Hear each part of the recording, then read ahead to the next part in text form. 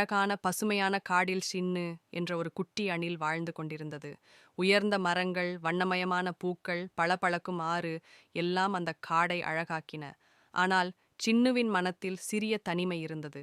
அவன் பறவைகள் கூட்டமாக பறப்பதையும், மான்கள் குழுவாக ஓடுவதையும், குரங்குகள் விளையாடுவதையும் பார்த்தான். அவர்களை பார்த்தவுடன் அவனுக்குள் ஒரு சோக நிழல் தோன்றியது. தனியாக இருந்தாலும் அவன் தினமும் மின்னும் விதைகளைச் சேகரித்து தனது கூம்பு மரத்தில் வைத்தான். இரவுகளில் உயர்ந்த கிளையில் அமர்ந்து வானில் மின்னும் நட்சத்திரங்களையும் நிலவையும் பார்த்து கொண்டே சாந்தமாக இருந்தான். ஒரு நாள் கருமேகங்கள் சூழ்ந்தன. பலத்த காற்றும் கனமழையும் காடை அதிரச் செய்தது. மரங்கள் குலுங்கின. சிறிய விலங்குகள் அச்சத்துடன் ஓடின. அந்த நேரத்தில் சின்னு விரைவாக உலர்ந்த இலைகளைச் சேர்த்து தனது கூம்புக்குள் பாதுகாப்பான இடம் செய்து கொண்டான்.